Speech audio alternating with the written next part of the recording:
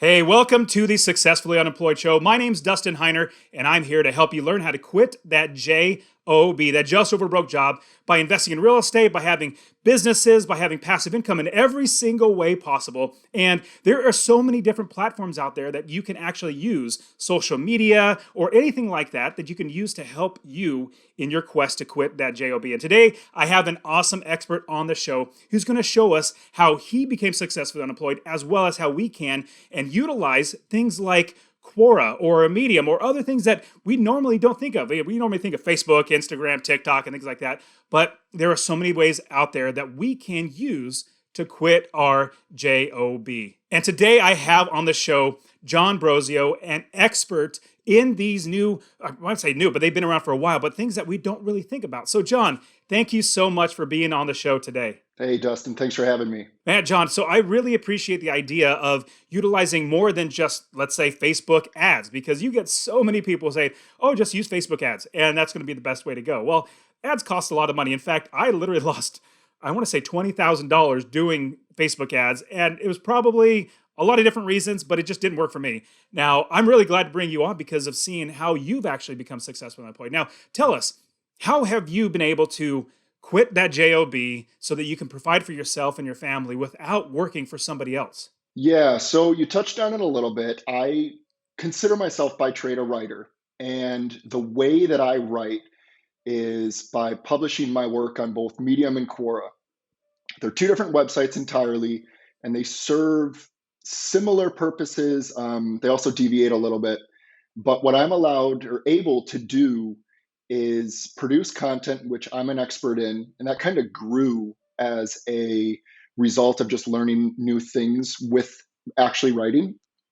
And I have access to hundreds of millions of eyes for free with these platforms. And it's just been an unbelievable gift, an unbelievable tool. And one of them, and we'll get into it in a little bit, but one of them actually just pays you straight up to write on it. And so that's how I started making Huh. money, and it kind of grew from there. That's fantastic. Now, there's so many questions go through my brain right now, but we'll jump into those questions in just a minute. Like think of like YouTube, you get paid to create videos. And so Mhm. this is awesome that you could actually do some writing as well and get paid. So what were you doing before getting into the writing, considering yourself a writer? I mean, were you working a regular job and then taking that leap into becoming successful and employed? How did that work out with you? I was working a regular job, and a lot of this happened by mistake, for lack of a better phrase.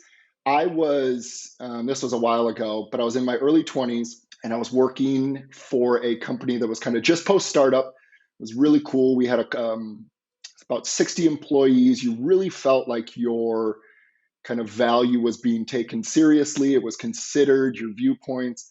I was making great money. I was in a sales position, and we were purchased by outside investors, and everything became regimented. Everything became you have to follow these metrics, you have to do these amount of calls, Seems and like it always happens. it always is that way. And just, you probably understand, Dustin, being or having that entrepreneur mindset, feeling regimented and feeling like you're boxed in doesn't go well for us.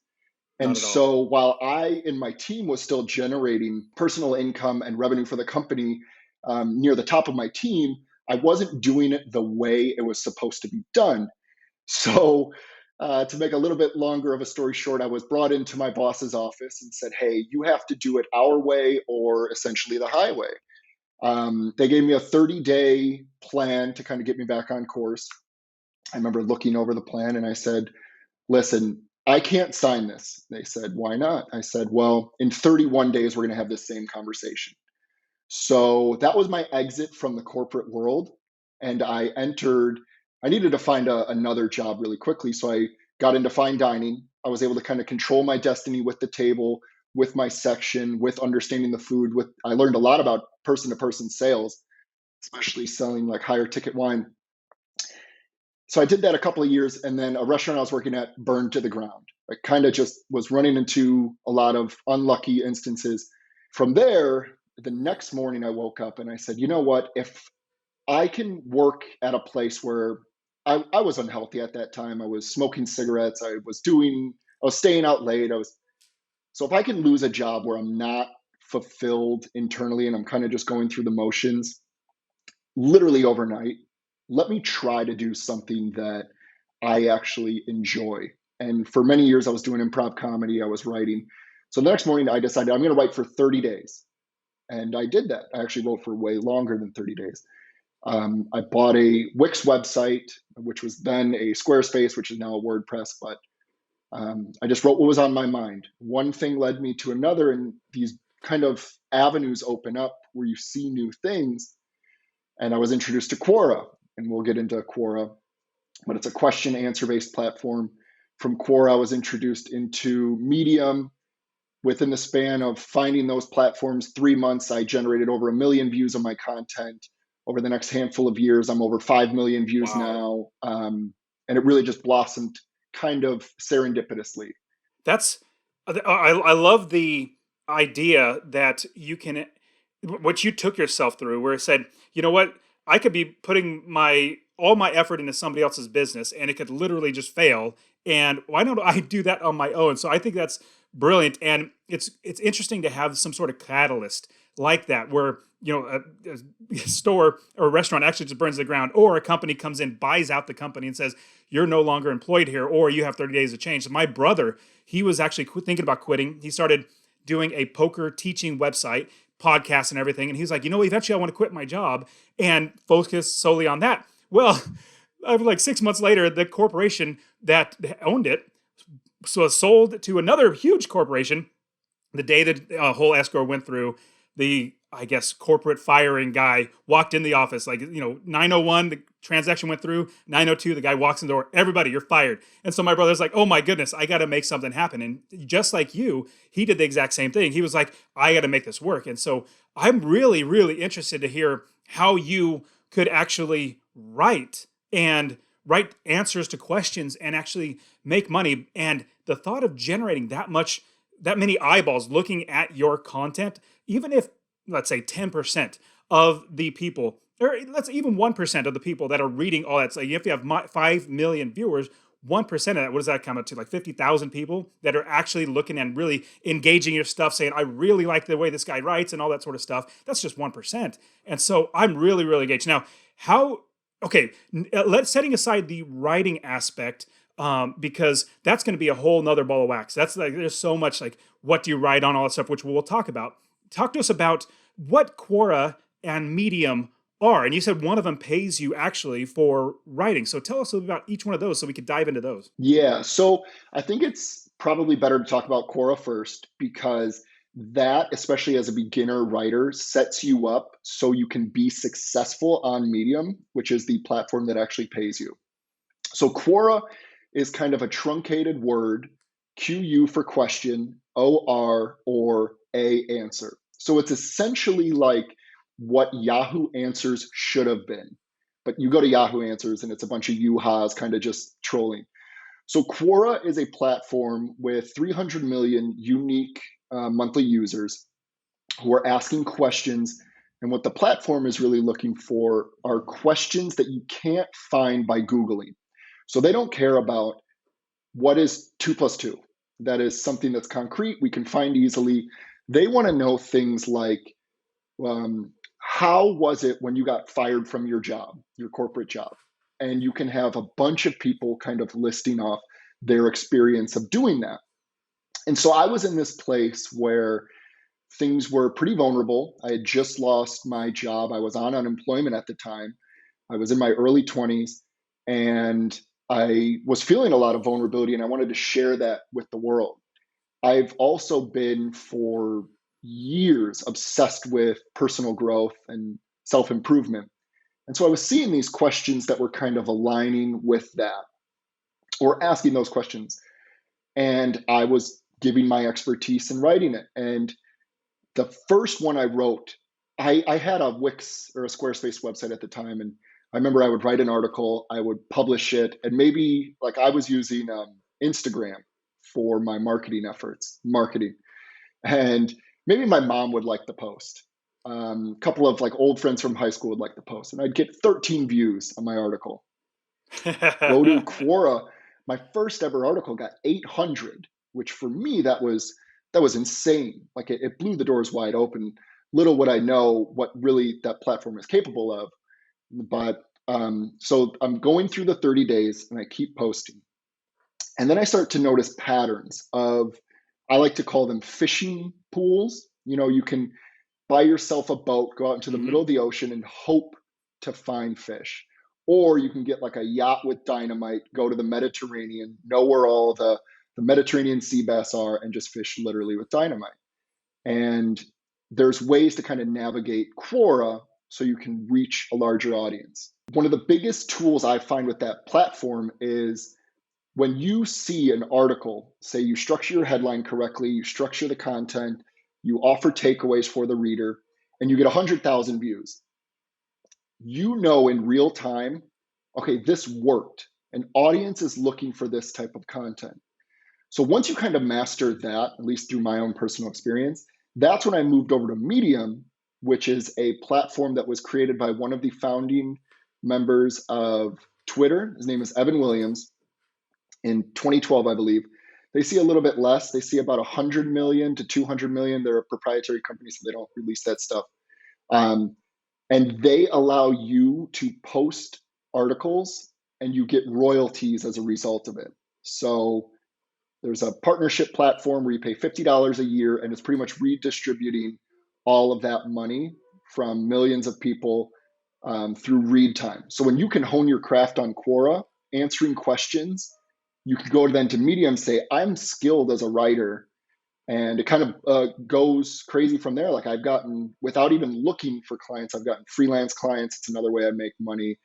I've gotten into pretty elite writing groups via Slack and other different arenas, but really the possibilities are endless. And again, I've gone from absolutely nothing to millions and millions of views. And I think from what I've seen from your website, you've also been picked up by like Forbes or other big websites, correct? Hmm. Yeah, because what you have with these platforms, really Medium, and I stress to my entire community that I coach and that I help with courses, I stress don't, even though the appeal is there to just go straight into Medium and start making money, because I know how even $350 can be to someone. That's their car payment, or that's, groceries for the entire family for a month. I know how important that is. But if you're not a skilled content writer, you're going to go in there, you're going to see that your content isn't really sticking or picking up traction. And that's not necessarily your fault. That's because there's a certain way of writing online content. There's statistics out there by HubSpot that more than half the readers of online content read an article for average of 13 seconds. So online, people don't read, they skim. You have to structure it appropriately, and you get that practice by going on Quora, seeing what an audience is actually looking for in real time, structuring your articles that way. And yeah, and then you have, when you move over to Medium, you have your portfolio already there. And that's how I've gotten these freelance clients. That's how I've gotten into major publications, is they see, oh, this guy knows what he's doing. He knows how to write. We can use this. That's great. And what I'm thinking of is I like the thought that you said when most people get to a site and they're going to be reading an article. I kid you not. Like on my articles, I spend a lot of time writing my articles for my websites, and I spend a lot of money getting everything all done right. I have editors and all that sort of stuff, and it's kind of sad that they like the most somebody spends on an article is maybe a minute, or it's usually less than a minute. When I'm like, I put so much effort into that. It's a little different with like a podcast. People listen to podcasts for a long duration. They watch YouTube videos, usually maybe 2 to 5 minutes, so it gets less and less. But articles is, and that's one little thing that was sticking to my brain was like when I write an article and they don't stay on my content very long. How does that translate into people grabbing onto you? Because once somebody listens to a podcast, they're like, okay, I like this podcast. I'm going to keep listening to it. Or YouTube, I'm going to subscribe and I'm going to keep watching those videos. How does that play in with, let's say, Quora and Medium? So they, like typical other social media platforms, have follower counts. I see that as almost a vanity metric that you really shouldn't focus on, because I have students right now who have maybe 35 followers and they're getting in major publications on the platform. So that really doesn't matter. But the way to continue the conversation, some of the kind of online business sages that I follow, Russell Brunson, really Ryan Holiday, if you know him before. Well, I still follow him with his stoic kind of world, but really him as a marketer, Seth Godin, and kind of treating it as this is just your kind of preview right in these articles online because the eyeballs are going there regardless. So the way you continue the conversation is leveraging that content into communication, maybe on your newsletter, communication on your membership if you have that. So that way you can actually steer where these individuals are going so they can benefit positively from the expertise that you have, whether that's in food and nutrition, whether that's in fitness. My side is really marketing, whether that's self-improvement. I know people that have 100 million views a month and they're writing about self-improvement. People's lives are really changing. So yeah, people might read, and you can see on Medium actually, maybe someone reads, and on average, I have 100,000 views, and on average, they're reading 2 minutes. But I know my article's 5,000 words long, which is like 15 minutes. I'm able to take the individuals who actually do want to progress in their lives in a specific niche along for that journey by leveraging them with a newsletter or something like that.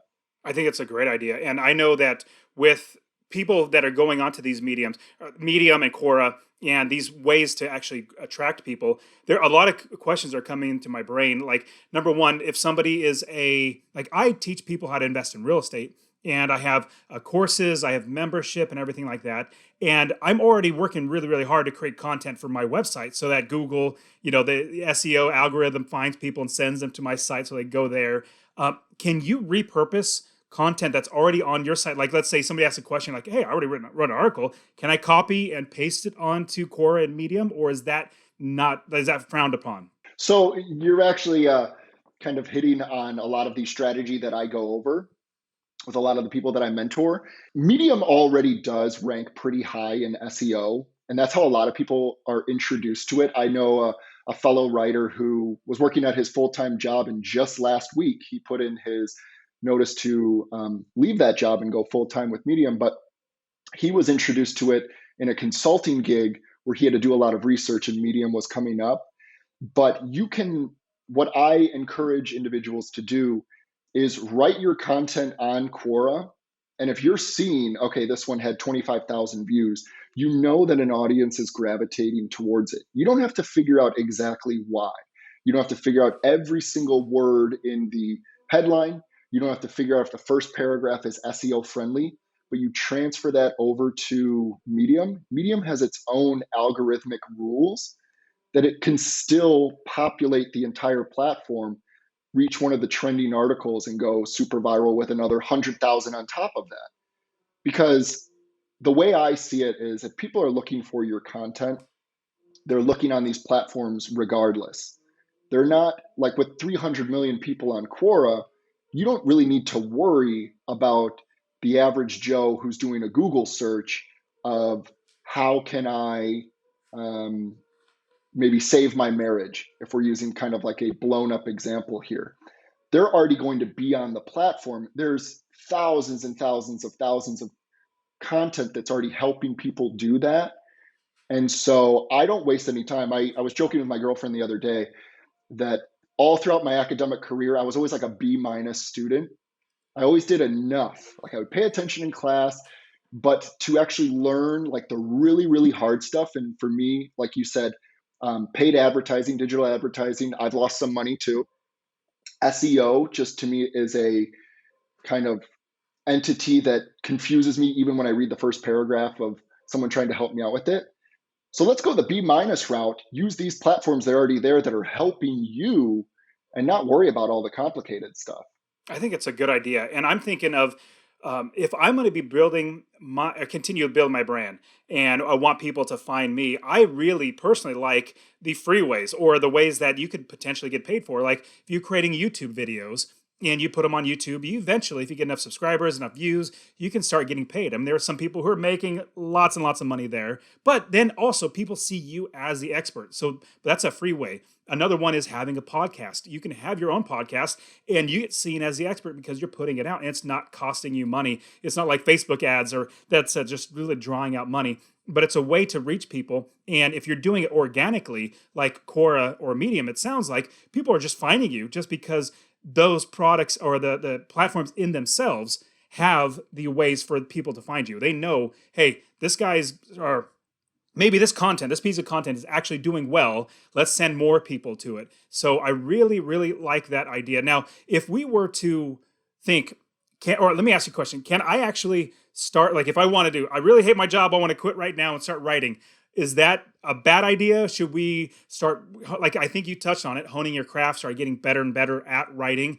What do you think that, I wouldn't say timeline, but like what would you suggest if somebody says, you know what, I really like to write and I think I'm pretty decent. What do you think they should do? Like what are the steps that they should say, I want to quit my job and I want to do exactly what Jon does.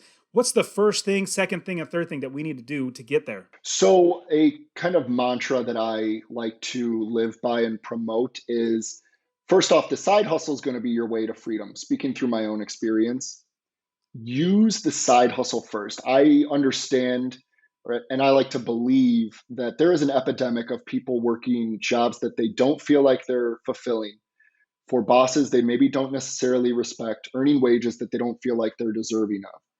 And you have to kind of delay gratification now, work at your side hustle, so then you can exit with a safety net and with the confidence that you're going to be okay.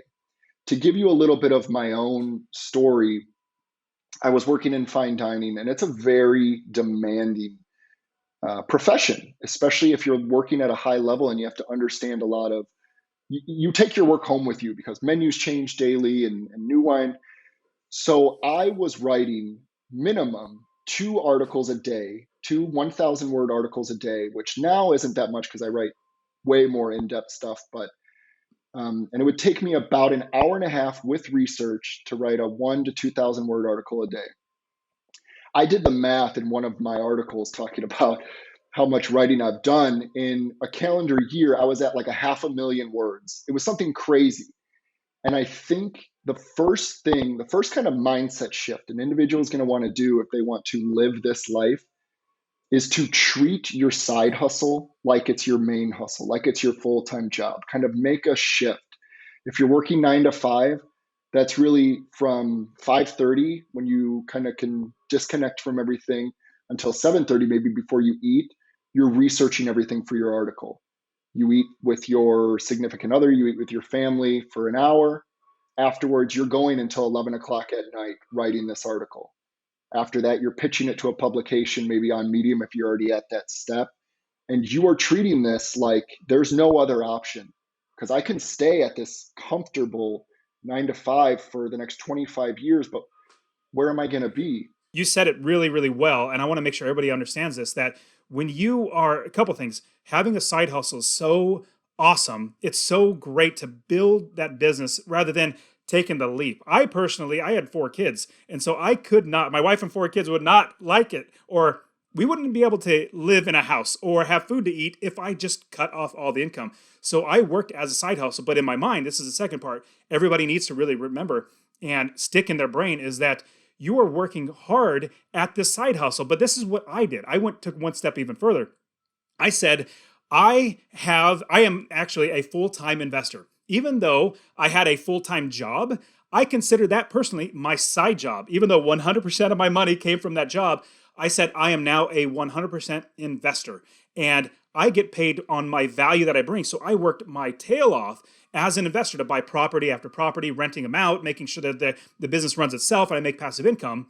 But I still had my full-time job. But my mindset shift where I was now telling myself, I am an investor with a part-time job, even though 100% of my money came from the part-time job. But it's making that shift where you say, you know what, I'm going to do something and go that direction, just like Jon said, and build it up as a side hustle. And then you are working as hard as you can to build that side hustle up to where you can eventually quit that job. So I just want to make sure everybody really heard that because that is so, so vital. Do you have anything to add before you jump into part two? I guess even to not paint it as the most rosy picture in the world, even when you do kind of embark on the full entrepreneurial route, like it doesn't turn into just dandelions and unicorns. Like there's still the challenges, sometimes greater, sometimes not so much, that you have kind of figuring this whole thing out.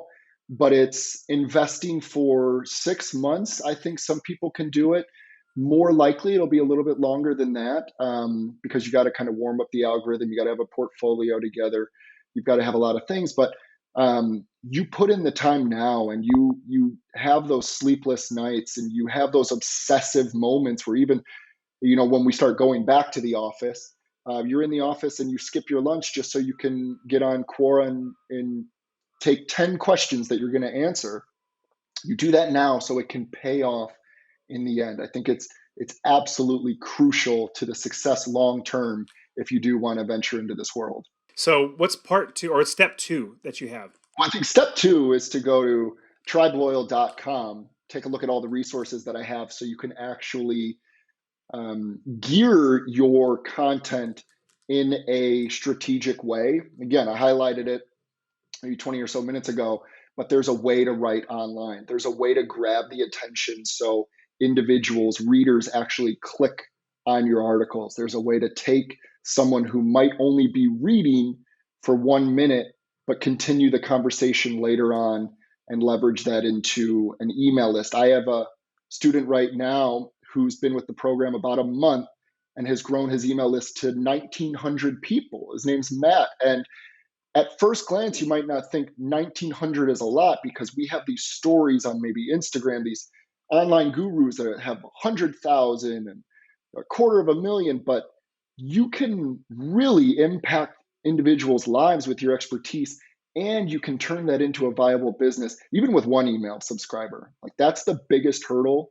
And once you can kind of snowball that, I mean, the possibilities are endless of what you can do with the products you can sell, the coaching you can provide. And I completely agree with that. And like with my email newsletter list, I know a lot of people, they have, hundreds of thousands of people on a newsletter, but I literally keep, if somebody hasn't opened my email for like a year at minimum, a year, if not 6 months, it's like, well, I need to go ahead and prune them out.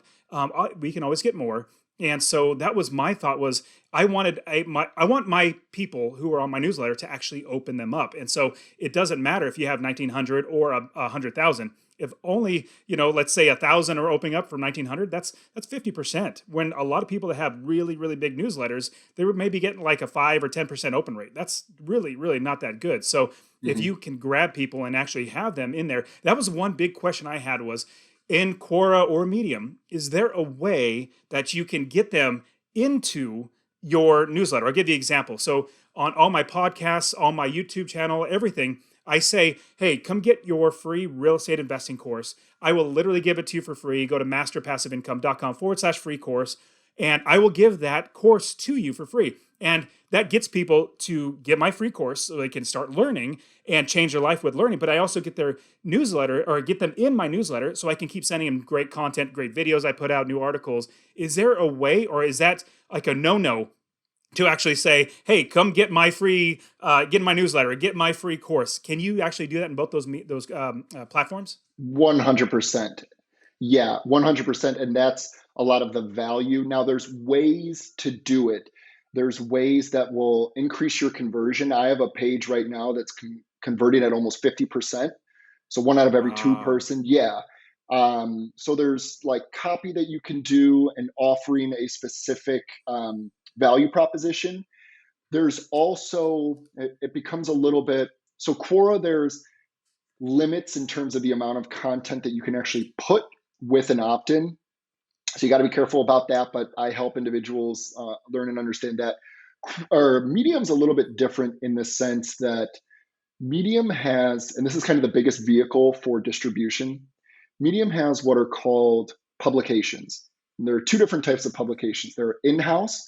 Those are publications that are owned by Medium. And it's really, if you pitch us an article, we accept it, we'll pay you. Let's say it's $500 per article.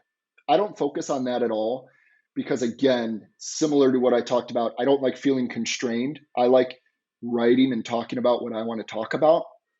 I'm sure you're the same way. So then there's partnership publications. And what those are publications that were started by individuals like you and me, perhaps, that wanted to share the world of, there's programming partnership publications. So developers, JavaScript writers, I'm not a programmer, so maybe I'm speaking out of my element here, but and they'll take in articles from individuals who are programmers who understand how to do crazy things, build crazy products. They have the discretion of saying, yes, we allow opt-ins, or no, we don't. So you have to kind of you have to do your research of who you're pitching to see if that's a no-no or if it's completely fine. I work with both types of publications. There's some that I do. I have great relationships with the editors. I'm part of the community where they don't, but I still see it as value to get this type of content out to my audience. So I'll use them. I know their distribution means we'll get it to the people looking for it. There's other ones that are like, yeah, go for it. Like, we want you to grow as much as you can. So it kind of depends on who you're working with. But all in all, you do have the ability on these platforms to kind of add calls to action or opt-ins, those kinds of things. Awesome. Now, I have other questions, but is there another step? We went step one and step two. Is there any other steps, or is that like a good direction that we should get going on? I would say that's primarily the direction you want to take. Again, a lot of it, and I think it even like you talked about it, like it could be YouTube, it could be podcasting, it could be online content writing. But the biggest thing for me of what I learned is like I have to take away my time from writing to go to the restaurant. When I was doing that a couple of years ago, like I'm taking a loan out for myself, even though there was a time where that was making way more money than what I'm doing now. And then using the resources available, I have resources. There's other people that have resources in their own way, but ask and look for help. Don't be afraid to reach out to individuals who have done what you want to do and use them as a mentor. That was something that I had to learn now, finally being in my 30s, that like I'm way more trying that out of just looking stupid, asking the question so I can accelerate my own growth. Don't be afraid of that. So That's a great point.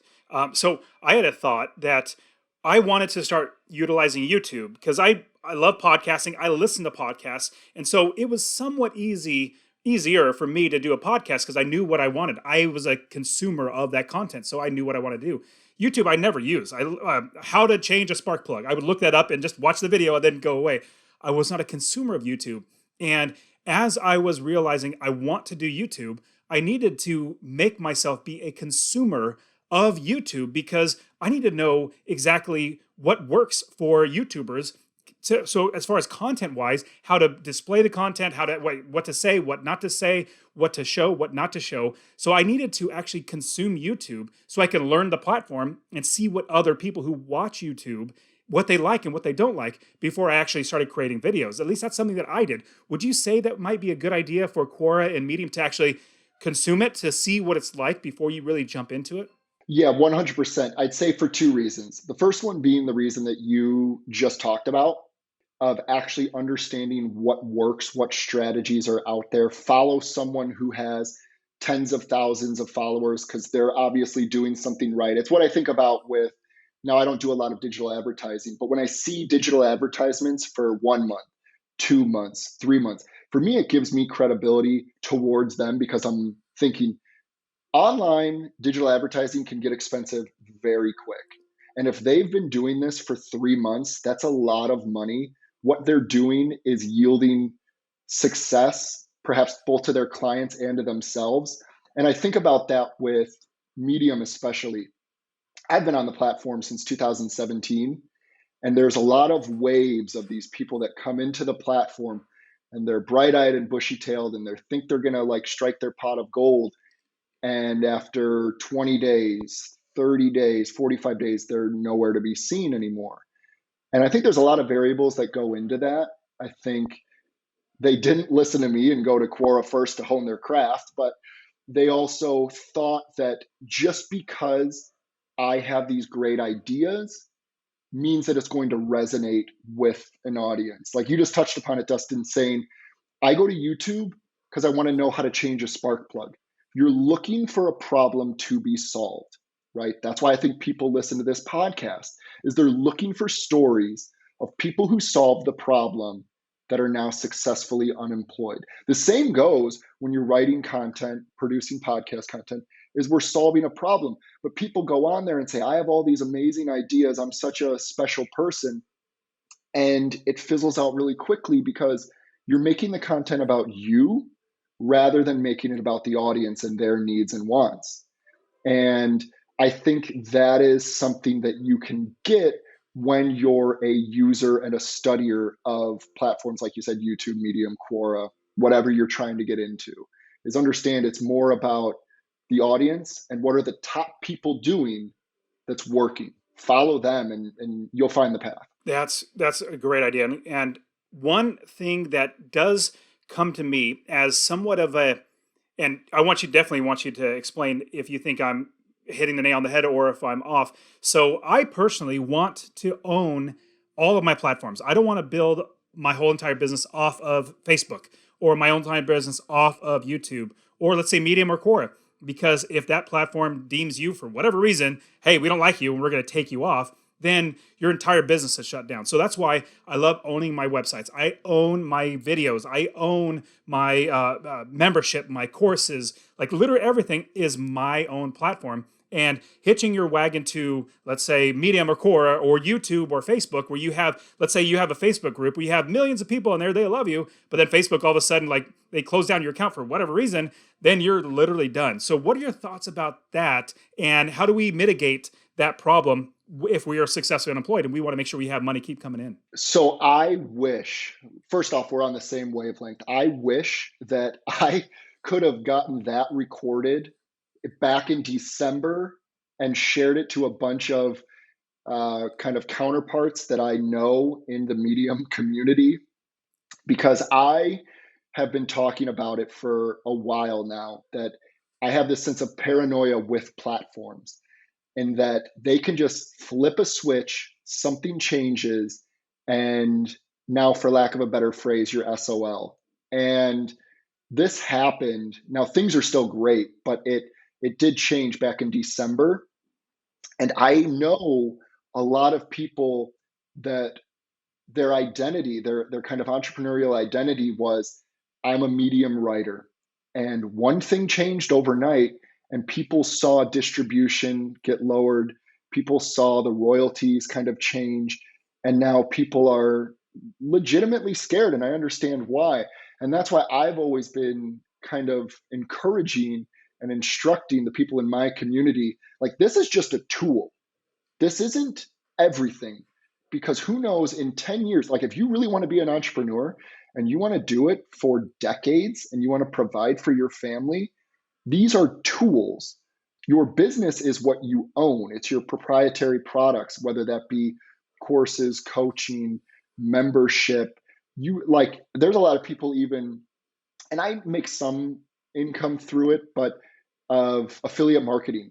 That's their bread and butter. And what happens if something changes with that company? I mean, they get bought by someone else and the affiliate program is gone. That's not out of the realm of possibility. And I've so had I that agree happen. with, Yeah. yeah, I agree with you 100%. And that's why I own my own website. I own my own products that it make up 80 to 90% of all of my earnings. And I can control the distribution of that through the email list. Now, the one thing I'm running into, if we were really kind of go down the rabbit hole, is my email list is hosted via a third party, to which I pay them more than enough money. I don't think they'd ever want to shut me down. But there is still that possibility that maybe I can get a development team to do my own thing. But I 100% agree with you that you should own everything that you do and only use these platforms as tools, not the actual business. One quick last question, because then we'll jump in the rapid fire round. Should you copy or keep a separate copy of all your content that you write on there? Should you create files and store them on your computer, or like Google Drive or whatever it might? Should you keep all that content separate? Don't just rely on the articles actually being there. Because this is what I do for YouTube. I literally have a couple of different hard drives of all of my YouTubes, and it's now uploaded to Google Drive that I actually control rather than YouTube. Because if YouTube closes down my account, then I don't have those videos anymore. So I want to make sure I still have all those videos I worked really, really hard on creating. Oh, 100%. I just this morning was talking to an individual. Again, I have a network of a lot of very influential people on a lot of platforms, and an individual who had just follower count. And again, I like to stress that it's sort of a vanity metric, his follower counts, especially in this realm, but had 200,000 people following him on his account on one of the platforms. And this was back, I think, in January, without notice, was just gone. He did tell me and told the other group, like, I have ways of being okay. Like, this is obviously a pretty business and life changing moment for him. Now, I won't go into why or anything like that, but he did save himself by doing exactly what you said. He has complete file and article backups in his own Google Drive. He has his own website. He has his own email list. Like, he's good. And it's just a monumental bummer for him. But absolutely, I mean, in this digital age, there's a lot of us borrowing, rich billionaires as platforms to do our work. And um, we have to do everything that we can to make sure that it takes me hours, it takes you hours to make this content. Like, I don't want it to just vanish overnight. So 100%, I would recommend doing that. Awesome, John. Man, I'm really excited to start looking into Quora and Medium. Now let's jump into the rapid fire round. These are where the questions are quick, but your answers don't have to be quick. I definitely want you to elaborate on them. So you've given us lots of great insights in the Medium and Quora, and I want you to know if there's anything else, any other words of advice that you would give us. It could be writing advice or anything like that in getting this process starting of going the route that you. Is there anything else that we should know? Well, 100% go to tribeloyal.com. Check out everything I have to kind of further educate. There's only so much bandwidth that we have in the limited amount of time we're talking. The other thing, just to stress it, I know you stress it in a lot of your episodes, and we talked about it today, but if you're serious about going the side hustle route and ultimately quitting your job, I would 100% trick yourself. Put post-it notes like in your office, put post-it notes on the flip down mirror in your car, whatever, that the side hustle is the main hustle. And you will make more progress in 6 months than you would in 3 years treating it as like the hobby or the way to supplement some of your income. I almost guarantee that. So that would be the biggest, I think, takeaway that I That's could great. give. Yeah. Now, what is one bit of advice? It could be business, a life, or anything in general that you would go back and give your younger self before you've gotten to where you are now, high school, college, or whatever. But some really good advice that you would say, "Hey, younger self, know this." Just this year, my girlfriend, her kind of mantra or her resolution for the new year was courage over comfort. And there's been a lot of times I've been adopting that into my life this year. And so I would mix that when you have this sense of like, I don't know, and uncertainty, lean into that. And I'll compound that with another thing it was a gift. A very powerful gentleman. I live in the Los Angeles area, a very powerful individual in the media and entertainment gave me advice. I was 28 at the time, and I was asking him, like, what advice would you give your 28-year-old self? And he said, remember, no one's looking at you the way you think they're looking at you. Like, you're nervous to post your first article live.